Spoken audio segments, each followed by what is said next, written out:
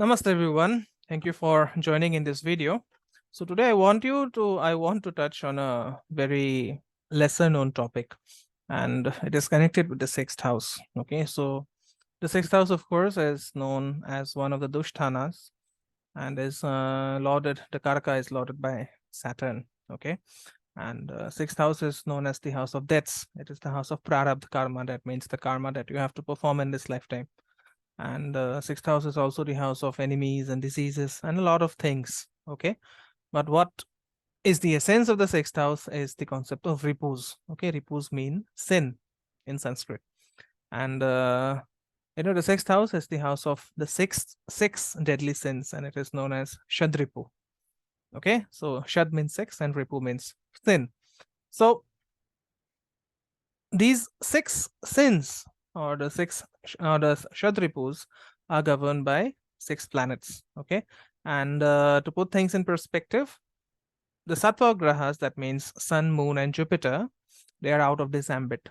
Okay, so sun, moon, and Jupiter does not have any rulership over these six deadly sins that are represented by the sixth house. Okay, but the other navagrahas, except sun, moon, and Jupiter, they have this dominance or this dominion over the Shadripus. Okay, so what are the Shadripus? What are the grahas ruling the Shadripus, and how can we overcome these Shadripus is something that we will be looking at in this video. Okay, but before we get into the meat of the topic, kindly subscribe to the channel, like the content if you find it useful, and do let me know your feedback in the comment section. Okay, so the first Shadripu that is a part of the sixth house is Kama. Okay, now Kama means attraction, and is mostly, this word Kama is most widely used to represent the attraction between male and female.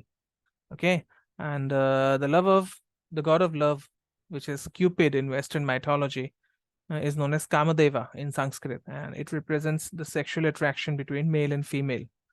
But then Kama is not always bad, because this attraction between opposite genders, opposite sexes, causes the entire creation to continue, as without progeny, there is no continuation of lineage, right?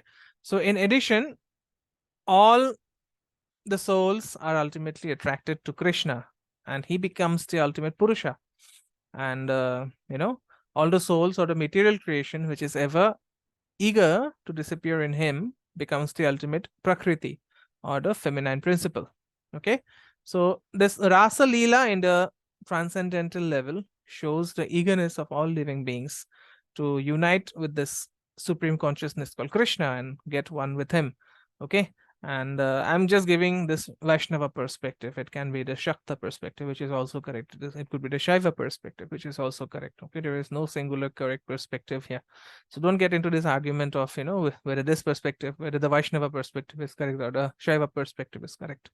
Okay, so the Bijakshara for Krishna is Klim, and this is also known as Kama Bija, the Bija of attraction. But then at a negative level, the same attraction takes the color of lust. And lust is nothing but the drive of, of having sex with others without the feeling of love. Okay, so at a gross material level, Kama is nothing but the union of the male and female body, while at a transcendental level, it is the union of two souls, Purusha and Prakriti. Okay, and this Shadripu, that represents the union of two bodies, whether at material or spiritual level, is guided by the planet Venus, and hence it is the significator of Kama. Okay, so this weakness called Kama is predominant in Rajas Guna, and but then there is also a positive side to it, which can be enhanced to reach God. Okay, so how to overcome Kama? You have to do the mantra of Venus, the Pratyadi Devata of Venus, which is of course Lakshmi. So the mantra is Om Shri Lakshmiye Namaha. So if you feel too much overcome by lust or by carnal desires, this is one thing that you can do. Okay, you can invoke Lakshmi, which is the Pratyadi Devata of Venus, and in this way, your Ripu of Kama is going to be controlled. Okay, so next comes Krodha. Krodha, of course, means anger, blind anger. And of course, there is no ambiguity in assigning to a planet to this. Okay, and it is well known that Mars or Mangala is the god of war, and is endowed with commanding qualities. Okay, and the root of anger is fire, and hence only a fiery planet like Mars qualifies to signify this ripu, or this sin. So a peaceful mind is a mind in perfect harmony with nature and hence full of sattva, while an angry mind is quite destructive, as indicated by the tamasic nature of Martian fire. So this is a weakness. Krodha is a weakness which should be overcome to be in harmony with others. Okay, because Krodha destroys everything. You can be angry and destroy a lot of relationships and then repent later as to why you did this in anger. Many a times it happens to us. Okay, so how to overcome this ripu? By invoking the Pratyadi Devata of Mars, and that is of course Kartikeya. So you can use the mantra Om Skandaya Namaha or Om Kartikaya Namaha if you feel too too angry or too overpowered or controlled by anger. Okay, then comes Lobha. So the third ripu that we'll be looking at is Lobha, and Lobha means greed or the desire to have something out of proportion. Okay, and Lobha also signifies the desire for various things in this material world, which is quite natural. But then when this desire becomes unnatural, it involves an insatiated mentality. Okay, so when the desire becomes unending, it becomes a weakness. Okay, and Rahu, of course, is the planet behind greed because it is opposite of Ketu, which rules the desire of renunciation of all material objects.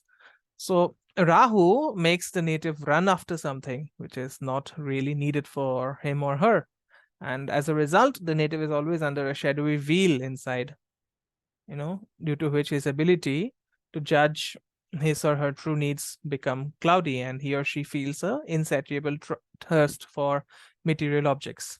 Okay, and Gautama Buddha famously said that the root cause of all birth is the desire of material objects which the native wants to experience. Okay, so since the soul cannot experience material objects without a body, it needs to take birth to fulfill his desires. Okay, and as a result, Rahu becomes the significator for getting entangled into the shackles of the material world, while Ketu, of course, signifies breaking free from all the shackles and attaining liberation. Okay, so this weakness, as I said, is ruled by Rahu and is predominant in Tamas Guna, and you can use the mantra of Rahu, okay, the Vishnu mantra of Rahu to overcome Lobha.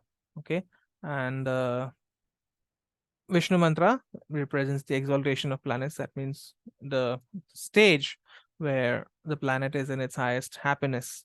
Okay, so Vishnu mantra of Rahu implies that you become, or your consciousness is tuned to an exalted form of Rahu, which is of course being very, very happy and very, very satisfied with himself or herself. Okay, so what's the Vishnu mantra associated with Rahu?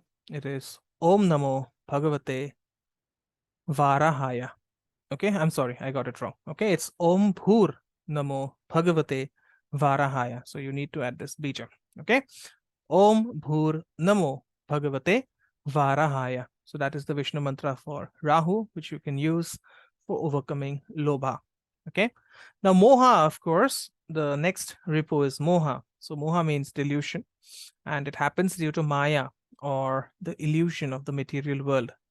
And although the soul is free from all material bondages, it gets attached to the material world due to the manas, or the mind. And this happens due to the delusion of the mind, which thinks that material existence is the only truth and there is nothing beyond it. However, the truth is the field of activity of the mind is only possible in this material existence when a false ego makes the native differentiate himself or herself as someone different from the eternal soul, which is the Parampurusha. And since Saturn signifies lie, okay, it represents the great lie. It means the mind telling itself that the material existence is the only true existence and there is nothing beyond that. And only under the influence of a guru or Jupiter can the mind realize that the material existence is untrue and is momentary, and there is something beyond it which is also true and eternal. Okay, so Saturn signifies this ripu of moha, and this is again predominant in tamas guna. Okay, how can you overcome it? By chanting the mantra Om Namo Narayanaya. Okay, Om Namo Narayanaya is the mantra that can help you when you are feeling too much of moha or greed or delusion. Okay, next comes Mada. Mada means arrogance, and Mada is also something that is associated with alcohol. Okay, so this association of alcohol with Mada is very apt because alcohol makes a person lose his or her brain, and thus makes him forget both good and bad thoughts in the mind, and makes him or her headless. So a person under the influence of alcohol cannot control his or her senses and ends up doing headless acts. So similarly, when the identification of the person with ego is very strong, he or she can think himself as the king, king of all, considering others as non-entities in front of them. And under such arrogance, the person will always behave nothing less than a headless person and end up doing headless things. Okay, so the condition of such a person is similar to a wild elephant who, who rumbles over and shatters everything coming its way. So such an elephant is often called Mada Mast Hati, okay, in Hindi.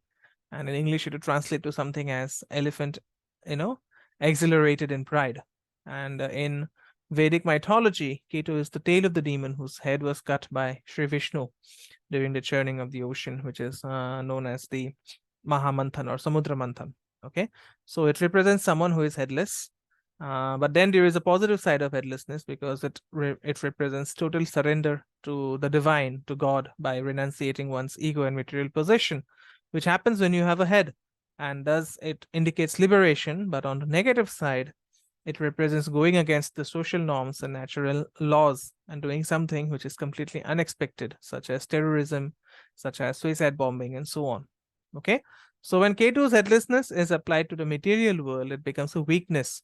And while it transcends into the spiritual world, it makes the person liberated from the bondage of birth and death, which is known as rebirth. But then in the material plane, just like Mars, Ketu is a tamasic graha, and this weakness is predominant in tamas. Okay, so how do you overcome Mada? You chant the Vishnu mantra of Ketu, which is Om Namo Bhagavate Matsya Devaya. Okay, Om Namo Bhagavate Matsya Devaya. So this is helpful, or this will be helpful if you have too much of headlessness, an attitude of headlessness about yourself. Okay, the last Ripu we'll be looking at is Matsarya. Matsarya can of course be translated to envy or jealousy, and the root of all jealousy is when you compare yourself with others. Okay, now this comparison can become the prime driver of growth in this material world. We have all had our parents comparing us with our friends, with our cousins, so that we progress in the material world. But this becomes a weakness in the spiritual world. Okay, and we all know that when someone shuns the desire to enjoy the material things in life, he or she is free from this material world itself. So this desire to compare oneself comes from the desire to grow in this material world, which is shown by the Upachaya houses, which is of course the third house, the sixth house, which are naturally ruled by Mercury. And it also shows that one should keep doing his or her duties irrespective of what he or she gets. And based on the karma, different people may be endowed with different lives, and one should not compare himself or herself and complain to God about such discrepancies. Okay, instead, only when one is free of the feelings of jealousy, then only he or she can have full faith on the divine and trust all his or her actions, all the divine actions without judgment. So it is said that jealousy becomes a roadblock even in case of jealousy of spiritual nature, because envy is caused by the nature of the human mind, which differentiates one from others, where one sees the other to be more prosperous than oneself. And this faculty of human mind is governed by the childish planet Mercury. And it is no wonder that it is natural to see jealousy in young kids who always compare their possessions with peers and want those which are possessed by others. Okay, so something that can help one grow in the material world can cause a lot of roadblocks in the spiritual world, and as a result, jealousy is considered to be one of the weakness. Okay, and this weakness is predominant in rajas, and it's easy to get over unlike the weaknesses which are predominant in tamas. Okay, so how to overcome this weakness or this ripu called matsarya? It is by chanting the mantra Om Namo Narayanaya, which is actually Narayan's mantra, and it works both for Mercury as well as for Saturn. Okay, so that's it from me in this video. I hope you enjoyed the contents of this talk. Do let me know if it resonates with you, and do let me know if you want to see more topics covered like these in the near future as I upload more videos in the upcoming weeks. Okay, so as I said, please share the content with your friends and family if you find it useful, and I'll see you real soon in yet another video. Namaste. Om Gurave Namaha.